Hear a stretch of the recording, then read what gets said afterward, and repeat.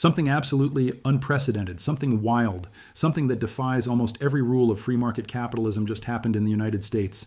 And the vast majority of investors are completely asleep at the wheel. They are looking at Nvidia, they are looking at the NASDAQ, they are looking at the wrong things.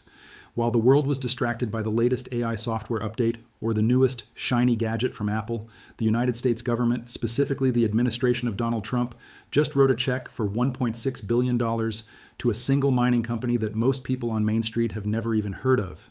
We are not talking about a loan guarantee for a bank. We are not talking about a subsidy for a car manufacturer. We are talking about the United States government becoming a direct equity holding partner in the mining business. This is the largest single government investment in rare earth elements in American history. It is a signal so loud, so bright, and so undeniable that if you miss it, you might as well be investing with a blindfold on. Buried in the chaos of executive orders, new legislation, and the constant noise of the 24-hour news cycle is what I believe to be the single most significant investment opportunity of the next decade. This is the pivot point. This is the moment where the narrative changes from drill baby drill to dig baby dig. You get this wrong, and you could be buying at the absolute top of the hype cycle in tech, holding the bag while the real money moves elsewhere. You get this right, you position yourself in front of a wall of government capital and structural demand, well, let's just say good stuff could happen.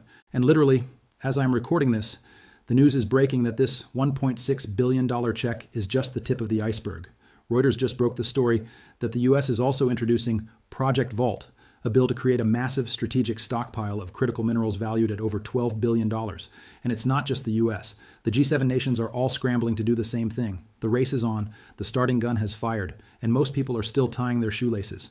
So, opportunity is knocking. It is banging on the door.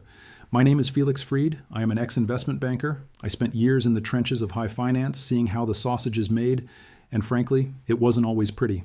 That is Winston back there. He is the brains of the operation. He has a very large nose, excellent for sniffing out good stocks and bad treats. I am also the founder of the GOAT Academy, where we have helped about 20,000 students learn how to trade and invest better, safer, and with more sanity.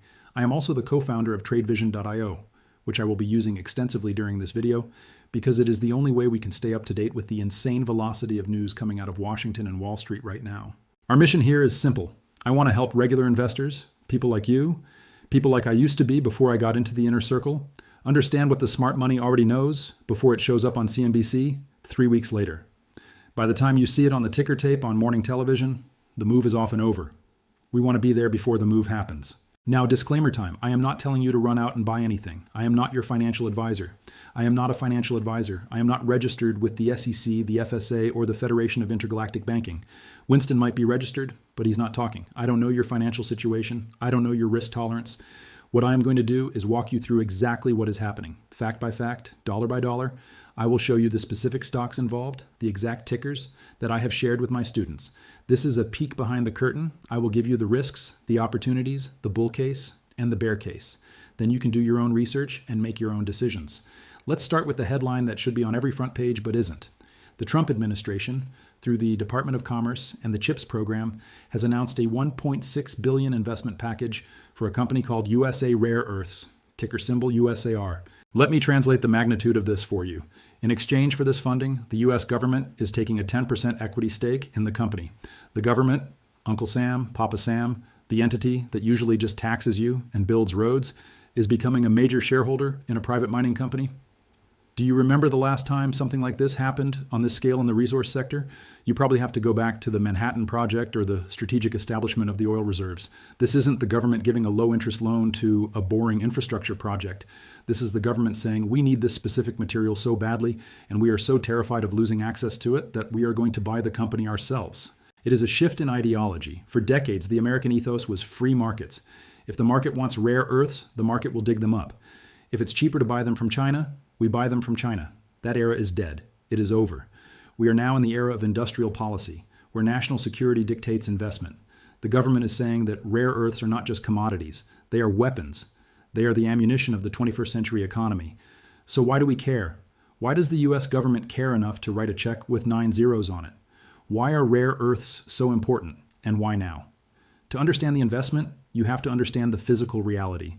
Rare earth elements are a group of 17 specific metals that you have probably never heard of in your high school chemistry class. We are talking about neodymium, praseodymium, dysprosium, and terbium. They sound like spells from a Harry Potter book, but you cannot build a modern civilization without them. Every single electric motor needs them. High-performance permanent magnets made from neodymium and praseodymium are the heart of an electric motor. Without them, the motor is heavy, inefficient, and weak. Every wind turbine that generates clean energy needs tons of these magnets. Every F-35 fighter jet is loaded with rare earths. Your phone relies on them for the screen, the speakers, and the vibration motor. The guidance systems of missiles, the lasers in medical devices, the control rods in nuclear reactors, it all comes back to these elements. Now here's the problem, or if you are an investor, the opportunity. China controls around 90% of global rare earth processing capacity. Rare earths are not actually that rare, but separating and processing them is complex, expensive, and environmentally messy. For decades, the Western world outsourced this process to China. Now the United States has realized that relying on a geopolitical rival for critical materials is a major risk. That is why the government is writing these checks and pushing domestic production. USA Rare Earths is building a full mine-to-magnet supply chain. They have a major deposit in Texas, processing facilities, and a magnet manufacturing plant in Oklahoma. The mine is expected to reach full production by 2028, while the magnet factory is expected to start operations sooner. This is a long-term strategic project backed by massive government funding. The bigger picture goes beyond rare earths. The AI boom, the energy transition, and global rearmament are all driving massive demand for metals like copper, lithium, uranium, and rare earth elements. Data centers, electric vehicles, wind turbines, and advanced weapon systems all require huge amounts of these materials. This is why many analysts believe we are entering a new commodity supercycle. Demand is rising quickly, but supply takes many years to build. It can take over a decade to develop a new mine. That supply lag creates long-term opportunities for companies in the sector. There are several companies involved in this space, including USA Rare Earths, MP Materials, Uranium Royalty Corp., The Metals Company, Critical Metals Corp., and Gold Resource Corp. Each has its own risks and opportunities depending on the commodity and stage of development. However, there are also risks. Commodity prices can be volatile. Government policy can change. Technology could reduce demand for certain materials. Mining projects can face delays or cost overruns. Investors need to understand these risks before making any decisions. The key takeaway is that governments are now investing heavily in critical minerals and domestic supply chains. This shift signals that these materials are considered strategic and essential for the future economy and national security. We are still early in this cycle. Understanding the trends and watching the sector closely could be important for investors over the coming decade. Do your research, understand the risks, and stay informed about new developments. Thank you for watching, and I will see you in the next video.